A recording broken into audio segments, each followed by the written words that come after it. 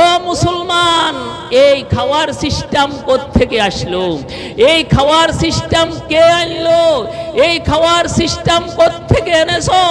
এই খাওয়ার সিস্টেম কে দিল তোমাকে? মদিনার সিস্টেম কোথায় গেল? তোমার ঘরে কেন দস্তরখানা নাই? তোমার ঘরে কেন সুন্নত নাই? তোমার ঘরে কেন সুন্নতের নূর নাই? তোমার ঘরে কেন সুন্নতের বরকত নাই? মুসলমানের প্রত্যেকটা ঘর ইল্লা মাশা আল্লাহ সুন্নতের নূরের থেকে খালি, হেদায়েতের থেকে খালি, সুন্নতের বরকতের থেকে খালি, সুন্নত থেকে খালি। উম্মত তাহাজ্জুদ পড়লা, ইশরাক পড়লা, আওয়াবিন পড়লা, জিকির করো, তিলাওয়াত করো, তোমার ঘরে আল্লাহর হাবিবের সুন্নত দস্তরখানা নাই। তোমার ঘরে সুন্নত মোতাবেক তুমি খানা খাও না। তোমার ঘরে চেয়ার টেবিল ঢুকলো কেন? চেয়ার টেবিলের খানা তুমি কেন খাও? আল্লাহর হাবিব আকায়ে নামে তাজদার মদিনা মুহাম্মদ রাসূলুল্লাহ সাল্লাল্লাহু আলাইহি ওয়াসাল্লাম কোনদিন চেয়ার টেবিলে খানা খাইছে? চেয়ার টেবিলে খানা খাওয়া জায়েজ না নাজায়েজ আমি ওইদিকে যাব না। আমি এই কথা বলবো, মা আকালা রাসূলুল্লাহ সাল্লাল্লাহু আলাইহি ওয়াসাল্লাম আলা খুয়ানিন আলা খিওয়ানিন। হুজুর আকরাম সাল্লাল্লাহু আলাইহি ওয়াসাল্লাম কোনদিন চেয়ার আর টেবিলে খানা খায় নাই। উম্মত তুমি কোন লাজে, উম্মত তুমি কোন শরমে, তোমার কোন লজ্জায় তুমি চেয়ার আর টেবিলে যেখানে সেখানে বসে যাও? তুমি তো আল্লাহর নবীর উম্মত, তুমি তো আল্লাহর নবীকে মহব্বত করো, তুমি তো আল্লাহকে মহব্বত করো। তুমি যখন বিবাহ মেয়েকে বিবাহ দাও তখন সুন্নতকে জবা করতে থাকো। তুমি যখন ছেলেকে বিবাহ করো তো সুন্নতকে জবা করতে থাকো। তুমি যখন খানার কোনো অনুষ্ঠান করো তো সুন্নতকে জবা করতে থাকো। তুমি সবাইকে রাজি করো, তুমি আল্লাহকে কেন রাজি করো না? তুমি অন্য কালচার, কৃষ্টি কালচার কেন মানো? আল্লাহর নবীর পথ কেন মানো না? আল্লাহর নবীর সুন্নত কেন মানো না? কেন বিবাহের অনুষ্ঠানের মধ্যে চেয়ার আর টেবিল? কেন বিয়ার অনুষ্ঠানের মধ্যে, যে কোনো খাওয়ার অনুষ্ঠানের মধ্যে চেয়ার আর টেবিল? কেন কেন কেন কেন কেন কেন কেন কেন কেন কেন কেন কেন কেন কেন কেন কেন কেন?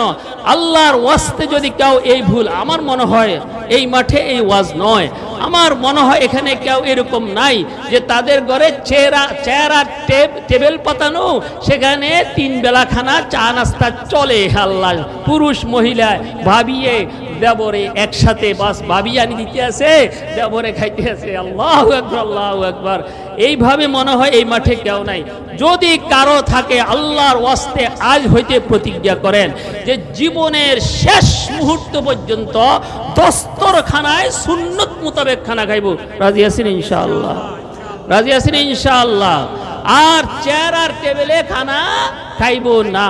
হ্যাঁ, যদি আপনি মুশকিলে পড়ে যান, যদি আপনি মাযুর হন, যদি চেয়ার টেবিল ছাড়া আপনার চলে না, যদি আপনি ঢাকা গেলেন, যদি আপনি কুমিল্লা গেলেন, এখন খাওয়ার দরকার হয়েছে, নিচে বসে খাওয়ার কোনো সুযোগ নাই, এখন আপনি চেয়ার আর টেবিলে খাইবেন, মনের কষ্টে খাইবেন, মনের কষ্টে খাইবেন, মনের কষ্টে খাইবেন, মনের কষ্টে খাইবেন যে আমার নবী জীবনে কোনোদিন চেয়ার আর টেবিলে খানা খায় নাই। আজকে আমি কুমিল্লা আসার কারণে মজবুর হইয়া আমি চেয়ার আর টেবিলে খানা খাইতেছি। এই খবরদার, মনের কষ্টে খাইবেন, মনে কষ্ট রাখবেন, মনে কষ্ট খাইবেন। এই দস্তরখানটার এই আমলটা আমরা করব না ইনশাআল্লাহ। আমার হাত অকেজু হইয়া যাইতো, আমার পাও যদি অকেজু হয়ে যাইতো, আমার চোখ যদি অকেজু হয়ে যাইতো, আমার জবান যদি অকেজু হয়ে যাইতো, আমার প্রত্যেকটা অঙ্গ প্রত্যঙ্গ যদি অকেজু হইয়া যাইতো, আর আমার কলবার দিলটা যদি ভালো হইতো,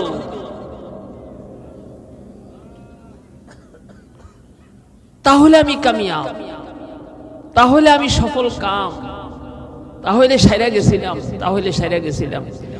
একটা মানুষ তার হাত নাড়তে পারে না, তার পাও নাড়তে পারে না, চোখে দেখে না কানা, পায়ে হাঁটতে পারে না লুঞ্জা, তারপরে কথা বলতে পারে না বোবা, কানে শুনে না বধির, কিচ্ছু বলতে তার কিচ্ছু ঠিক নাই, কিন্তু কলবটা ঠিক আছে, তো তার দুনিয়া আখিরাত সব কিছু ঠিক আছে। আরেকটা মানুষের হাত ঠিক আছে, পাও ঠিক আছে, জবান ঠিক আছে, শ্রবণ শক্তি ঠিক আছে, প্রত্যেকটা অঙ্গ প্রত্যঙ্গ ঠিক আছে, কলবটা ঠিক নাই, তার দুনিয়াও ঠিক নাই, তার আখিরাতও ঠিক নাই। আল্লাহ আল্লাহ আমাদের কলবটা ঠিক করে দেন, আল্লাহ আমাদের দিলটাকে ঠিক করে দেন, আল্লাহ আমাদের দিলটাকে পাল্টাইয়া দেন, আল্লাহ আমাদের দিলটাকে ভালো করে দেন, আল্লাহ আমাদের দিলটাকে আপনি পছন্দ করেন, আল্লাহ আপনার পছন্দের দিল বানাইয়া দেন, আল্লাহ দিলের থেকে দুনিয়ার মোহাব্বত বের করে দেন, আপনার মোহাব্বত আপনার হাবিবের মোহাব্বত দিলে বসাই দেন। তো আমি যে কথাটা বলতেছিলাম, প্রত্যেকটা জায়গার প্রত্যেকটা ব্যক্তির আদব আছে, পুরা দিনটাই আদবের নাম। আদব একটা বুনিয়াদি জিনিস শরীয়তের মধ্যে, আমাদের ইসলামের মধ্যে, দ্বীনের মধ্যে আদব। আদব এই আদবটা আস্তে আস্তে উঠে যাইতেছে, আশ্চর্য লাগে। আপনারা মনে কষ্ট নিয়েন না, কোরআন এবং হাদিসের আলোচনা চলে, মাশায়েখে কেরাম তিনারা বয়ান করেন, উলামায়ে কেরাম বয়ান করেন।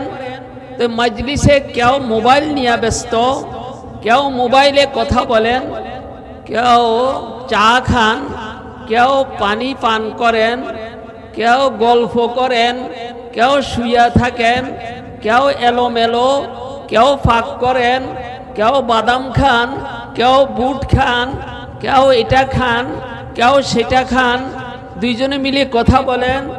আগ্রহের সাথে মনোযোগ সহকারে শুননেওয়ালা খুব কম, মজলিসের আদব রক্ষা করে বসে খুব কম। মজলিসের আদব রক্ষাই হয় না। মজলিসের আদব যদি রক্ষা না হয় তাহলে আমার হেদায়েত কিভাবে আসবে, আমি কিছু অর্জন করব কিভাবে, আমার জিন্দিগির মোড় ঘুরাইব কিভাবে। এই জন্য যত মজলিসে যাইবেন, যত জায়গায় যাইবেন, সকল জায়গার আদব আর সুন্নত কি এগুলির প্রতি একটু খেয়াল করিবেন। যখনই আপনি কোথাও বসবেন, আপনি মসজিদে বসেন, আপনি উলামায়ে কেরামের সামনে বসেন, আপনি তুলাবাদের সামনে বসেন, আপনি মাদ্রাসায় বসেন, আপনি দ্বীনি কোনো মজলিসে বসেন, আপনি কোনো জায়গায় বসেন, তো সর্বপ্রথম আপনি সুন্নতের নিয়তে আত্তাহিয়াতুর শুরুতে বসবেন। চেষ্টা করব ইনশাআল্লাহ। দুনিয়ার থেকে সুন্নত চলে গেছে, দুনিয়ার থেকে আল্লাহর হাবিবের সুন্নত এখন আস্তে আস্তে সব চলে যেতে আছে।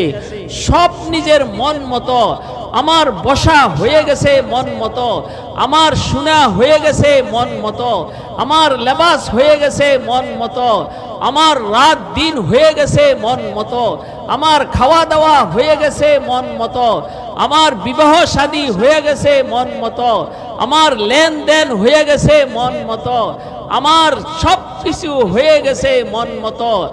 যার সব কিছু হয়ে গেছে মন মতো, আল্লাহ তার দুনিয়াও শেষ, আখিরাতও শেষ। দুনিয়া তো শান্তি সে পাইবে না, আখিরাতও শান্তি সে পাইবে না।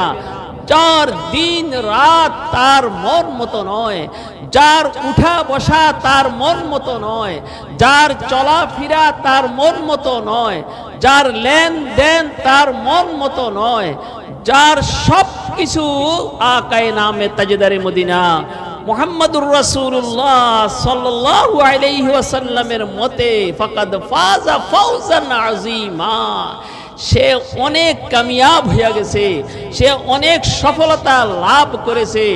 আমি আমার আল্লাহ মুসলমান হিসাবে, মুমিন হিসাবে, আল্লাহর নবীর উম্মত হিসাবে আমার দিনটা হবে আল্লাহর নবীর দিনের মতো, আমার রাতটা হবে আল্লাহর নবীর রাতের মতো, আমার বিবাহ শাদী হবে আল্লাহর নবীর বিবাহ শাদীর মতো, আমার ব্যবসা বাণিজ্য হবে আল্লাহর নবীর ব্যবসা বাণিজ্যের মতো, আমার চলাফেরা হবে আল্লাহর নবীর চলাফেরার মতো, আমার পেশাব প্রস্রাব হবে আল্লাহর নবীর তরিকা মতো, আমার খাওয়া হবে আল্লাহর নবীর তরিকা মতে, আমার গোসল হবে আল্লাহর নবীর তরিকা মতে। এক কথায় আমার পুরো জিন্দেগিটা আল্লাহর হাবিবের নমুনা মতে হইতে হবে। আপনি যদি জরিপ করতে চান, আপনি যদি যাচাই করতে চান, আপনি যদি জানতে চান আপনার মাকাম আল্লাহর কাছে কি পরিমাণ, আপনার গ্রহণযোগ্যতা আল্লাহর কাছে কি পরিমাণ, আল্লাহর সাথে আপনার সম্পর্ক কি পরিমাণ, আল্লাহর সাথে আপনার ভালোবাসা কি পরিমাণ, আল্লাহ আপনার কত আপনজন, আল্লাহর কত নৈকট্য লাভ করেছেন, এটা যদি আপনি যাচাই করতে চান, এটা যদি আপনি জরিপ করতে চান, এটা যদি আপনি জানতে চান, তাহলে আপনি দেখেন আপনার মধ্যে কতটুক সুন্নত আছে। যার মধ্যে যতটুক সুন্নত তার মধ্যে আল্লাহর ভালোবাসা ততটুক, যার মধ্যে যতটুক সুন্নত সে আল্লাহর তত নৈকট্য, যার মধ্যে যতটুক সুন্নত সে আল্লাহর তত প্রিয়, যত সুন্নত তত আল্লাহর প্রিয়, যত সুন্নত তত আল্লাহর নৈকট্য, যত সুন্নত তত আল্লাহর আপন, যত সুন্নত তত আল্লাহর কাছে, যত সুন্নত যত আল্লাহকে পাওয়া যায়, যত সুন্নত বেশি হবে তত আল্লাহর কাছে গ্রহণযোগ্যতা বেশি হবে। আল্লাহ আল্লাহ আল্লাহ আল্লাহ আল্লাহ। একটা কথা মনে রাখিয়েন, আপনি আল্লাহকে চিনলেন, হক কোনটা চিনলেন না, বরবাদ বরবাদ বরবাদ বরবাদ। আল্লাহকে চিনলেন না, হক চিনলেন, বরবাদ বরবাদ বরবাদ বরবাদ।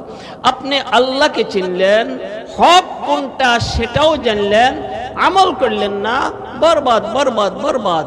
আপনি আল্লাহকে চিনলেন, হক কোনটা সেটাও জানলেন, আপনি আমলও করলেন, কিন্তু আপনি ইখলাসের সাথে আমল করলেন না, বরবাদ বরবাদ বরবাদ।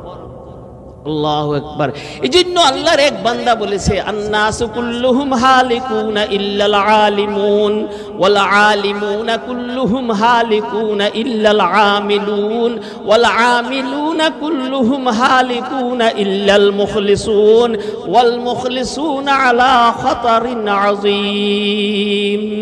দুনিয়ার সমস্ত মানুষ বরবাদ, দুনিয়ার সমস্ত মানুষ ধ্বংস, একমাত্র আলেম, একমাত্র আলেম, একমাত্র আলেম, আর সবাই ধ্বংস।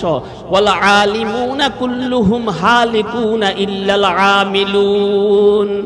আবার আলেম যারা আছে সকল আলেম ধ্বংস, সকল আলেম বরবাদ, সকল আলেম নষ্ট, ইল্লাল আমিলুন। হ্যাঁ, যেই আলেমের আমল আছে, যেই আলেমে আমল করে সে ধ্বংস নয়, সে বরবাদ নয়, সে হালাক নয়। ওয়াল আমিলুনা কুল্লুহুম হালিকুনা ইল্লাল মুখলিসুন। আলেম হইলাম, আমেল হইলাম, ইলমও শিখলাম, আল্লাহকে জানলাম, হক জানলাম, জায়েজ না জায়েজ জানলাম, হালাল হারাম জানলাম, নেক কোনটা এটা জানলাম, বদ কোনটা এটা জানলাম, সব কিছু জানলাম। এরপরে আমলও করলাম, আমল করার পরে ঠিক আছে মাশাআল্লাহ, তাহাজ্জুদও পড়লাম, ইশরাকও পড়লাম, আওয়াবিনও পড়লাম, জিকিরও করলাম, 5 ওয়াক্ত নামাজ জামাতের সাথে পড়লাম, আল্লাহ আল্লাহ করলাম, ইল্লাল্লাহ ইল্লাল্লাহ করলাম, দান সদকা করলাম, ইখলাস নাই, আল্লাহকে রাজি আর করার জন্য করলাম না। নামাজ পড়লাম আল্লাহকে রাজি করার জন্য নয়, রোজা রাখলাম আল্লাহকে রাজি করার জন্য নয়, বয়ান পড়লাম আল্লাহকে রাজি করার জন্য নয়, বয়ান শুনলাম আল্লাহকে রাজি করার জন্য নয়, দান সদকা করলাম আল্লাহকে রাজি করার জন্য নয়, জিকির করলাম আল্লাহকে রাজি করার জন্য নয়। আল্লাহ যা করলাম কিছুই আল্লাহকে রাজি করার জন্য, ইখলাস যেটাকে বলা হয়। একমাত্র আমি নামাজ পড়তেছি আল্লাহর জন্য, আমি দান সদকা করতেছি আল্লাহকে রাজি আর খুশি করার জন্য, আমি জিকির করতেছি আল্লাহকে রাজি আর খুশি করার জন্য, আমি ইবাদত বندگی করতেছি আল্লাহকে রাজি আর খুশি করার জন্য।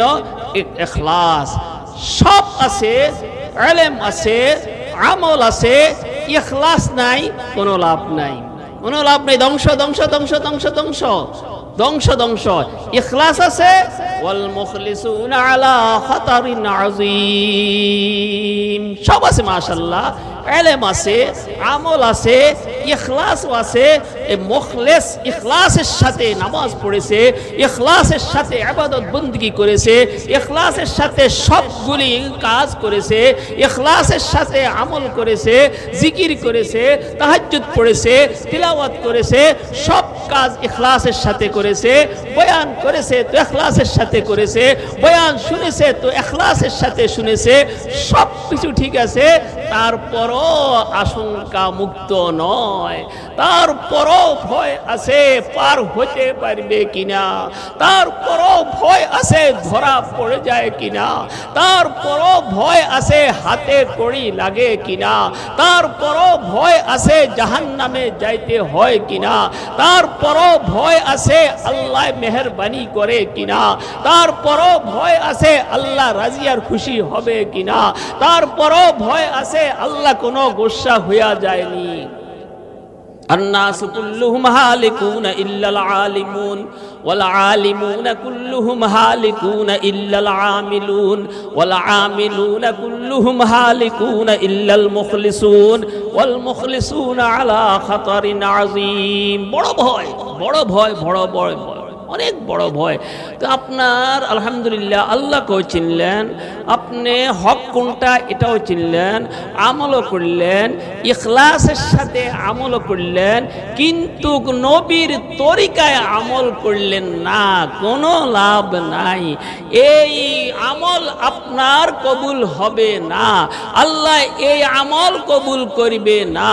আপনার জিকির কবুল হওয়ার জন্য নবীর তরিকায় হইতে হবে, আপনার নামাজ কবুল হওয়ার জন্য নবীর তরিকায় হইতে হবে, আপনার ওযু কবুল হওয়ার জন্য নবীর তরিকায় হইতে হবে, আপনার রোজা কবুল হওয়ার জন্য নবীর তরিকায় হইতে হবে।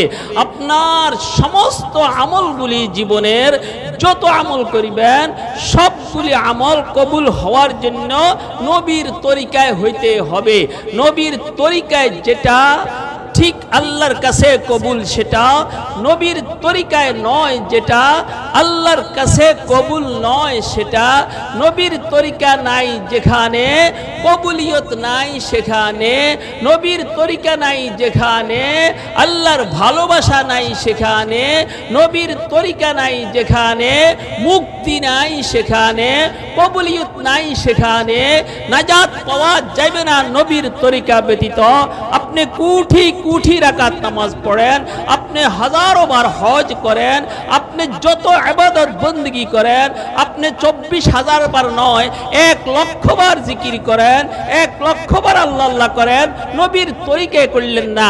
এই জন্যই তো মাশায়েখদের দরকার, এই জন্যই তো পীর সাহেব যারা পীর সাহেব যারা তিনাদের দরকার। এই জন্যই তো মাশায়েখে যেভাবে বলে নবীর তরিকা মতে বলবে, তো আমি নবীর তরিকায় সুন্নত তরিকায় জিকির করব, তো সেটা হবে আমার গ্রহণযোগ্য জিকির। আর যদি আমি নিজে নিজে জিকির করা শুরু করে দেই, নিজে নিজে যদি আল্লাহ আল্লাহ শুরু করে দেই, নিজে নিজে তাসবিহ শুরু করে দেই, তাহলে বেতাল হয়ে যাইবে, সুন্নত মোতাবেক হবে না, আমার এটা কবুল হবে না।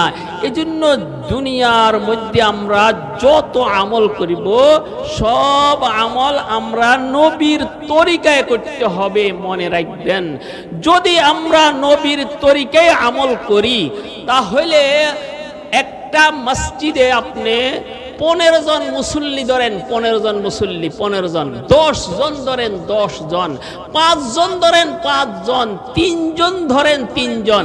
3 জন মুসল্লির হাত উঠান একরকম হয় না, 3 জন মুসল্লির হাত বাঁধা একরকম হয় না, 3 জন মুসল্লির রুকু একরকম হয় না, 3 জন মুসল্লির সেজদা একরকম হয় না, 3 জন মুসল্লির নামাজ একরকম হয় না, 3 জন মুসল্লির হাত উঠান একরকম হয় না। এক এক জনের এক এক রকম কথা কেন? এক এক জনের এক এক রকম কেন? আল্লাহর হাবিব আকায়ে নামে তাজদারে মদিনা মুহাম্মদুর রাসূলুল্লাহ সাল্লাল্লাহু আলাইহি ওয়াসাল্লাম ইরশাদ ফরমান, সাল্লু কামা রাআইতুমুনি উসাল্লি।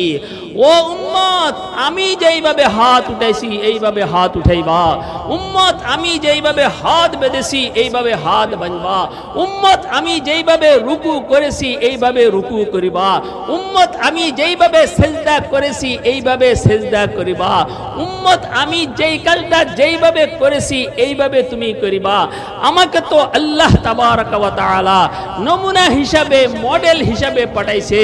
বান্দা তুই যদি আমাকে চাস, তুই যদি আমার আপন হইতে চাস, আমাকে যদি তোর আপন করতে চাস, তুই যদি আমি খুদারে পাইতে চাস, তাহলে নমুনা হলো দু জাহানের বাদশাহ আমার হাবিব, আমাদের নবী আকায়ে নামে তাজদারে মদিনা মুহাম্মদুর রাসূলুল্লাহ সাল্লাল্লাহু আলাইহি ওয়াসাল্লাম। অন্য কোন তরিকায় কোন আমল করবি, অন্য কোন তরিকায় চলবি, অন্য কোন তরিকায় নামাজ পড়বি, এই নামাজ আমার খোদার দরকার নাই। অন্য তরিকায় জিকির করবি, এই জিকির আমার খোদার দরকার নাই। অন্য তরিকায় রোজা রাখবি, এই রোজা আমার খোদার দরকার নাই। অন্য তরিকায় দান সদকা করবি, সেটা আমার দরকার নাই। অন্য তরিকায় যে কোনো আমল করবি, আমার নবীর তরিকা যদি তোর আমলে না থাকে, আমার নবীর যদি পন্থা পথ তোর আমলে না থাকে, আমার নবীর রং যদি তোর আমলে না থাকে, এই আমল আমি খোদার কাছে মকবুল নয়। এই আমল আমি খোদায় কবুল করি না, এই আমল আমি খোদার কাছে গ্রহণযোগ্য নয়। এত কষ্ট করলাম, এত কষ্ট করলাম, ওযু করলাম, ইস্তিনজা করলাম, তারপরে নামাজে গেলাম, মসজিদে গেলাম, নামাজ পড়লাম, আল্লাহর নবীর তরিকা মতে করলাম না, তো এই কষ্টের কোনো ফায়দা হইল না, এই কষ্ট আল্লাহ গ্রহণ করলো না, এই নামাজ আমার মকবুল হইল না। এই আল্লাহ আল্লাহ আল্লাহ আল্লাহ আল্লাহ। আমাদের দেশে ওই যে শিল্প আছে, গার্মেন্টস শিল্প, এই বিভিন্ন দেশের থেকে খরিদ্দাররা আসি, এরপরে তারা অর্ডার দিয়া যায় যে এই প্যান্ট বানাই দিবেন 1 লাখ, এই সাইজের হবে 5 ইঞ্চি, 10 ইঞ্চি, 7 ইঞ্চি, এই শার্ট এই মাপের হবে, এই মাপে বানাই দিবেন। মাশাআল্লাহ, অর্ডার দিয়ে চলে যায়, এত টাকা মজদুরি দিব, ঠিক আছে, ওনারা চলে যায়। খরিদ্দাররা বিভিন্ন দেশের থেকে আসি না, ওনারা অর্ডার দিয়া নমুনা দিয়া চলে যায়। চলে যাওয়ার পরে এই মাল তৈয়ার করে প্যাকেট করে তো পাঠাই দেয়, এই শিল্পরা পাঠাই দেয়। এই আল্লাহ, পাঠাই দেওয়ার পরে প্রথমেই এই মালটা বাহির করে ওই মডেল যেটা বলছিল, কত ইঞ্চি হবে, কোন কাপড়ের হবে, রং কি হবে, মডেলটা কি, নমুনাটা কি, এটা আগে দেখে। দেখার পরে যদি দেখে যে হ্যাঁ, যেই মডেল যেই নমুনার কথা বলেছে, ঠিক এই মডেল এই নমুনায় প্যান্টটা বানাইছে, এই নমুনা এই মডেলেই শার্টটা বানাইছে, ঠিক আছে, টাকা ফেট করে দেয়, টাকা পাঠাই দেয়। আর যদি দেখে যে আল্লাহু আকবার, যেই নমুনা দিয়ে আসছিল, যেই মডেল দিয়ে আসছিল, এই মডেলের কাছে কিনারাও নাই, কইছে 5 ইঞ্চি, আরে বানায় রাখছে 3 ইঞ্চি, কইছে 5 ইঞ্চি, বানায় রাখছে 10 ইঞ্চি, আরে কইছে সাদা রং হবে সাদা, বানায় রাখছে রং কালো, তো এটা রিজেক্টেড, আর কোনো কথা নাই। না না, যেই নমুনা আমি দিয়ে আসছি, বলবে মালিকে বলবে, যেই নমুনা আমি দিয়ে আসছি এই নমুনায় আমার প্যান্ট হয় নাই, এই নমুনায় আমার শার্ট হয় নাই, কাজেই এটা গ্রহণযোগ্য না, এটা আমি গ্রহণ করব না, এটা আমি কবুল করব না, তোমার আমি টাকা পয়সা দিব না, উল্টা তুমি আমাকে আবার ডিমান্ড দিতে হবে। ঠিক এই রকম আমরা আমাদের যত ইবাদত বন্দেগী, আমাদের জীবনের যত কাজ কারবার, সবগুলির মডেল কি হবে, সবগুলির নমুনা কি হবে, সেটা আল্লাহ তাবারক ওয়া তাআলা দু জাহানের বাদশা আকায়ে নামে তাজদারে মদিনা মুহাম্মদুর রাসূলুল্লাহ সাল্লাল্লাহু আলাইহি ওয়াসাল্লামকে নমুনা হিসেবে পাঠাইছে।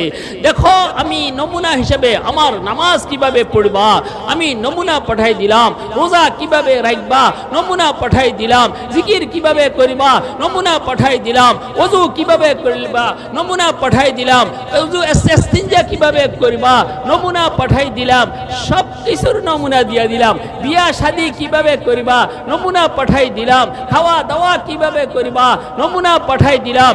এই নমুনা অনুযায়ী যদি হয় তাহলে আমি খোদার কাছে গ্রহণযোগ্য হবে। আর যদি এই নমুনার ব্যতিক্রম হয় কোনো কাজ হবে না, কোনো কাজ হবে না। এজন্য ইমাম রব্বানি মুজাদ্দিদে আল ফিসানি রহমতুল্লাহ আলাইহি তিনি বলে হাজার হাজার নফল নামাজ থেকে, হাজার হাজার রাত ইবাদত বন্দেগী থেকে দুপুরে ভাত খাইয়া একটু কাইলুলা করা অনেক সওয়াবের কাজ। কেন এটা সুন্নত? হুজুর আকরাম সাল্লাল্লাহু আলাইহি ওয়াসাল্লাম দুপুরে খানা খাওয়ার পরে একটু কাইলুলা করতেন। আরে ভাই, সুন্নতগুলি কোথায় চলে গেছে? সুন্নতগুলি কোথায় চলে গেছে? আমাদের ঘরে কি সুন্নত আছে? আমাদের ঘরে কি সুন্নত মোতাবেক সব কিছু চলতেছে? আমার মেয়েটা কি সুন্নত মোতাবেক চলতেছে? আমার ছেলেটা কি সুন্নত মোতাবেক চলতেছে? আমি কি সুন্নত মোতাবেক চলতেছি? আমার ঘরটা কি সুন্নতের দ্বারা সাজাইছি? আল্লাহু আকবার, আল্লাহু আকবার। আপনি তো এখন আলহামদুলিল্লাহ বিল্ডিং বানান, 3 তলা বিল্ডিং, 2 তলা বিল্ডিং, 1 তলা বিল্ডিং, 5 তলা বিল্ডিং, যত সাজ আছে, যত সুন্দর করতে পারেন, যত মজবুত করতে পারেন, যত মজবুত করতে পারেন, যত রং ঢং করতে পারেন, সব কিছু করেন। এরপরে একটারে ইংরেজিতে কি কয় আমি জানি না, এটা আমার মুখে দিয়ে আসে না, আমি পারি না, আমি বেকুব মানুষ। ওই খাওয়ার একটা রুম আছে, এই খাওয়ার রুমের মধ্যে একটা মেজ ফিট করে আর চতুর্পাশে চেয়ার বসায়। আল্লাহু আকবার, আল্লাহু আকবার। ও মুসলমান, এই খাওয়ার সিস্টেম কোত্থেকে আসলো? এই খাওয়ার সিস্টেম কে আনলো? এই খাওয়ার সিস্টেম কোত্থেকে এনেছো? এই খাওয়ার সিস্টেম কে দিল তোমাকে? মদিনার সিস্টেম কোথায় গেল? তোমার ঘরে কেন দস্তরখানা নাই? তোমার ঘরে কেন সুন্নত নাই? তোমার ঘরে কেন সুন্নতের নূর নাই? তোমার ঘরে কেন সুন্নতের বরকত নাই? মুসলমানের প্রত্যেকটা ঘর ইল্লা মাশা আল্লাহ সুন্নতের নূরের থেকে খালি, হেদায়েতের থেকে খালি, সুন্নতের বরকতের থেকে খালি, সুন্নত থেকে খালি। এটা কোত্থেকে আনলা? অথচ হুজুর আকরাম সাল্লাল্লাহু আলাইহি সাল্লাম, আমি এটাকে ভালো বলবো না, আমি এটাকে খারাপও বলবো না, তবে আমি এই কথা বলবো এটা মদিনার না, এটা বিজাতিদের, এটা আমাদের জাতির না, এটা নবীর না, এটা উম্মতের না, এটা বিজাতিদের, এটা বিজাতিদের সিস্টেম। তোমার ঘরে ঢুকছে 5 ওয়াক্ত, তোমার 3 ওয়াক্ত তুমি 4 ওয়াক্ত 5 ওয়াক্ত চা খাও, বিস্কিট খাও, খানা খাও, এই বিজাতিদের নমুনায় খাও, বিজাতিদের মডেলে খাও। বিজাতিরা এটা ঢুকাই দিছে, বিজাতিরে দূর দেয়। ইহুদি আর নাসারাদেরকে গালি দি, ইহুদি নাসারারা এই করছে, ইহুদি নাসারারা সেই করছে। আর তাইয়্যিব সাহেব রহমতুল্লাহ আলাইহি তিনি কয় ইহুদি নাসারা নিয়া এত বকাবকি করিও না, এত গালাগালি করিও না, এত কিছু করিও না। তুমি ঠিক আসুনি সেটা দেখো, তোমার সম্পর্ক আল্লাহর সাথে ঠিক আছে কিনা, তোমার ভালোবাসা আল্লাহর সাথে ঠিক আছে কিনা, তোমার তাআল্লুক আল্লাহর সাথে ঠিক আছে কিনা, তোমার সম্পর্ক আল্লাহর সাথে ঠিক আছে কিনা, তুমি আল্লাহকে ঠিক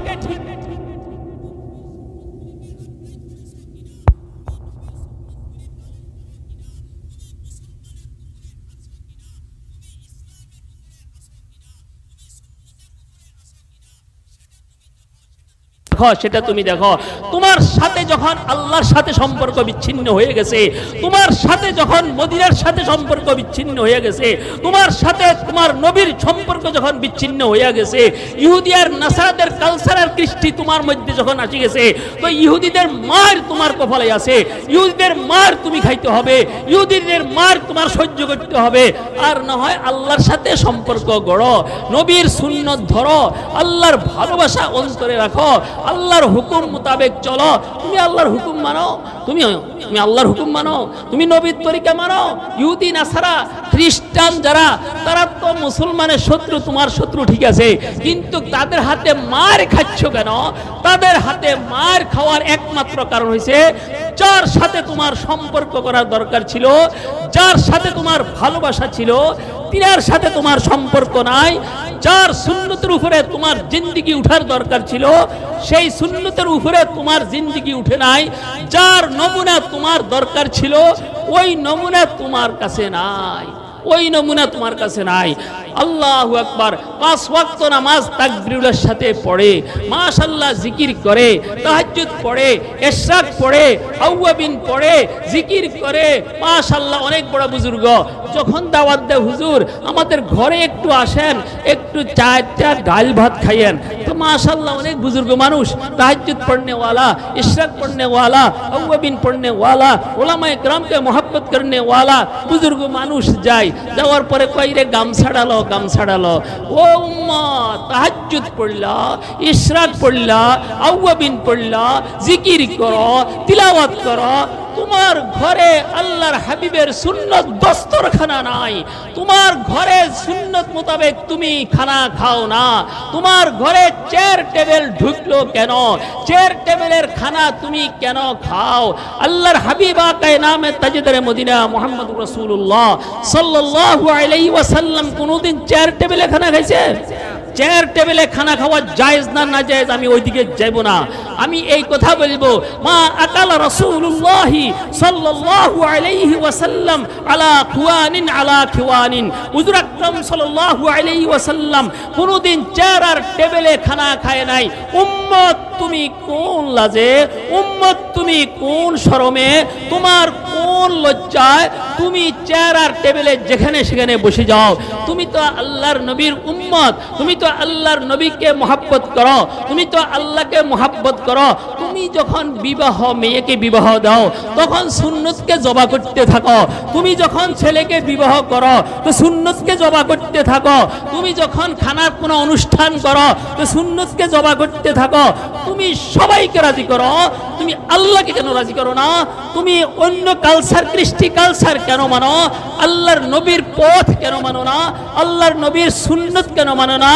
কেন বিবাহের অনুষ্ঠানের মধ্যে চেয়ার আর টেবিল?